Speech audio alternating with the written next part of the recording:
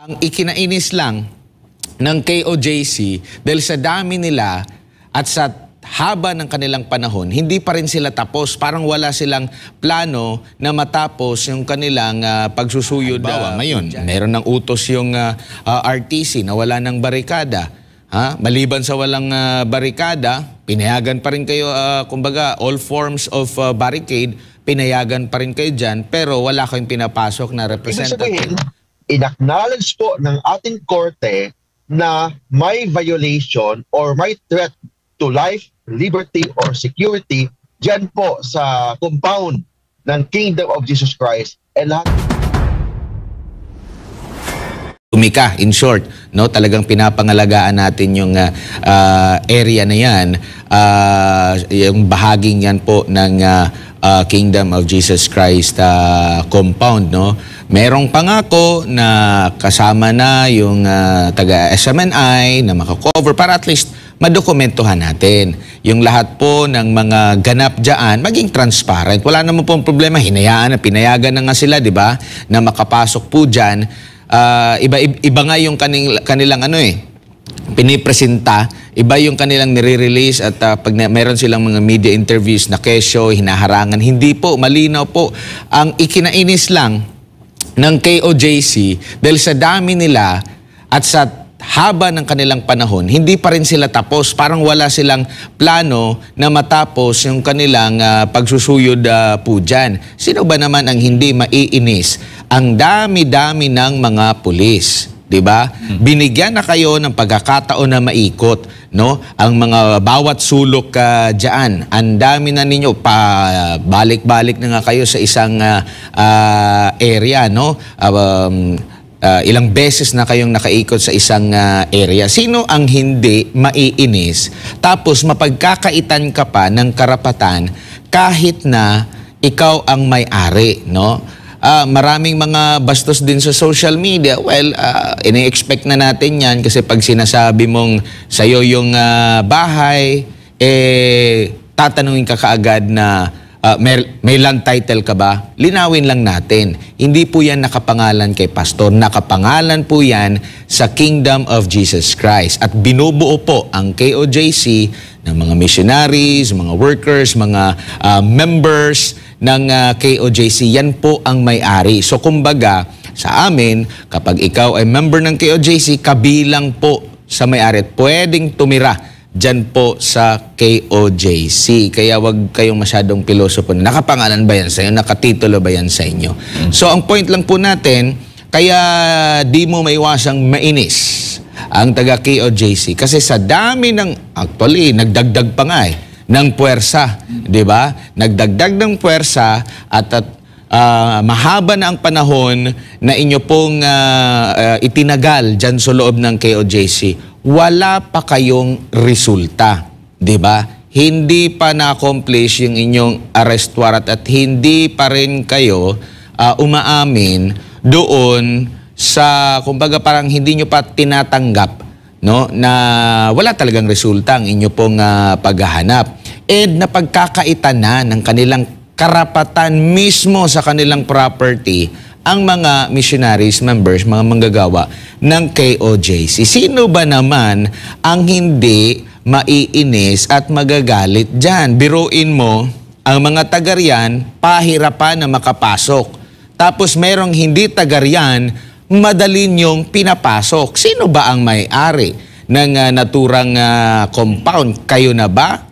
O ang mga taga KOJC? Dahil una nating alam, nakapangalan, nakatitulo yan sa KOJC at hindi po sa PNP. Ginagawa lang po nila, no, ang kanilang tungkulin, ang mga taga KOJC, dahil yun nga ang kanilang, kumbaga, ito yung aming bahay, karapatan namin ito. Pinayagan na nga kayong makapasok. Nahalungkat nyo na. Ang dami nyo ng lugar na napuntahan. So talagang hindi mo may iwasan, no? Halimbawa, ngayon, meron ng utos yung RTC na wala ng barikada.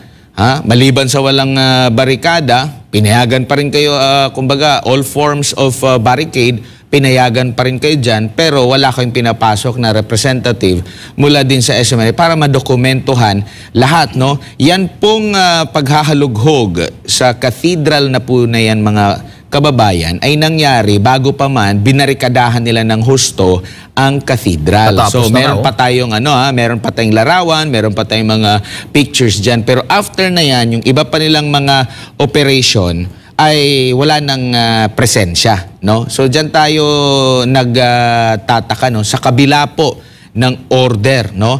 Nirespeto, sabi nga ni Senador Coco Pimentel, nirespeto na nga yung arrest warrant galing sa ibang RTC, no? Inimplement ninyo. Sana naman ay respetuhin nyo rin yung RTC na nakakasaklaw dyan, na naglabas po ng TPO. Yes, tama. Hindi ito makakaapekto sa, kumbaga, may epekto pa rin yung arrest warrant. Okay? Hindi naman niya sinasabi na natanggal yung arrest warrant. Pero yung klase ng pag-iimplementa, pagpapatupad po ng arrest warrant, ay hindi na po naaayon dito nga po sa ating batas. Kumbaga, first, gusto ko nga ma-interview yung si Pajardo kasi talagang talagang tawag nito na nagko-conclude talaga siya na ito ay tamang pag-i-implement ng arrest warrant. Gusto ko nga siyang tanungin na meron na ba siyang experience na nagpatupad ng arrest warrant na kagaya nito, kung bakit siya kumpiyansang-kumpiyansa. Partner, nasa linya ng ating komunikasyon via Zoom, isa pong, at kasamahan po natin dito ng Pinoy Legal Mind, yung host at abogado, walang iba kundi si Attorney Mark Tolentino. Attorney, magandang umaga po at maraming salamat po sa inyong oras sa pagsama ninyo sa amin dito sa ating special coverage, dyan po sa KOJC Religious Compound, kung saan nandun pa rin yung mga kapulisan. Attorney. Ang may buntag sa amang Jade and Admar at sa lahat po ng mga followers ng SMNI, lalo na mga brothers and sisters natin sa Kingdom of Jesus Christ. Attorney, unahin ko lang yung naging desisyon ng Korte ng RTC Davao dito po nga sa petisyon writ of amparo na ipinasa o inihain ng KOJC laban nga dito sa mga kapulisan. Ano ho ba ang masasabi niyo muna dito sa naging desisyon?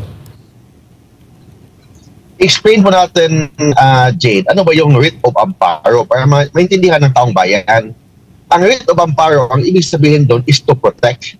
Ang court of law or the judiciary may right, may obligasyon, may power to issue writ to protect life, liberty, or security.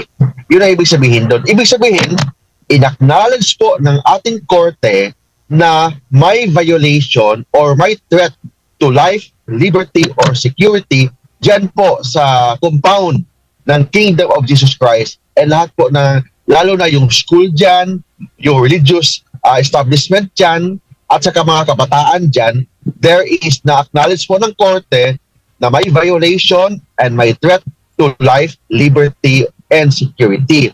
And if basahin mo yung order, nakalagay doon, ang order ng korte is to cease or cease. Ibig sabihin, tigilan ang violation, tigilan ang tigilan ang threat to life, liberty, or security. Oo, ang totoo yan, attorney. Yun nga, immediately pa, yung sinabi ng korte, immediately cease and desist from any act or omission. So yung presence nila dyan, there's still presence of violation. There's still threat to life, liberty, or security sa lahat po ng mga brothers and sisters natin ng Kingdom of Jesus Christ. Violation right yan sa liberty over properties, right to properties, yung religious freedom po natin dyan, yung freedom of press natin dyan kasi may SMNI naman dyan, yung may studio dyan ng SMNI.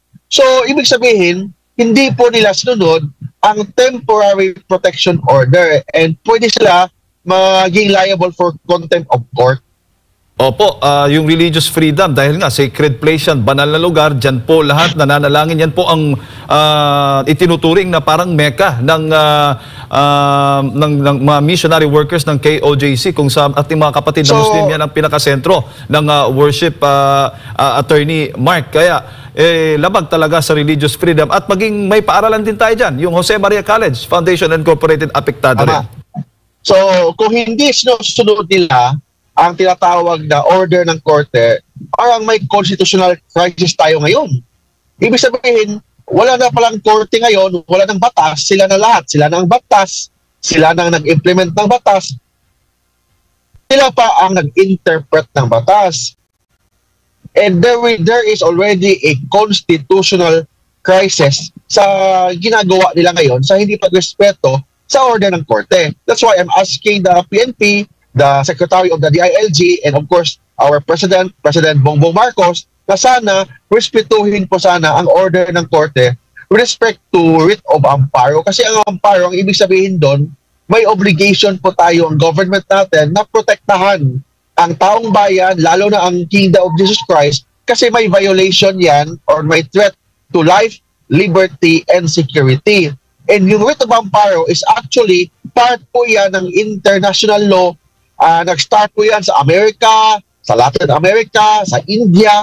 So, ibig sabihin doon, kailangan po na respetuhin nila. Yung presence po lang nila dyan, there is already a threat to life, liberty, or security. Yes, they can implement the warrant of arrest, but hindi ganyang klase na pag-implement na kahit walang search warrant, nag-search sila sa lahat po ng mga lugar dyan na wala namang naka-indicate sa warrant of arrest or wala naman silang search warrant. Dapat mag-apply muna sila ng search warrant bago nila halughugin yung lahat po ng lugar ng compound ng Kingdom of Jesus Christ. Yung presence po nila dyan is already a violation sa order ng court kasi there is already a threat or violation to life, liberty, or security ng lahat po ng mga members ng Kingdom of Jesus Christ. Oo. Attorney, yung patuloy nilang iginigiit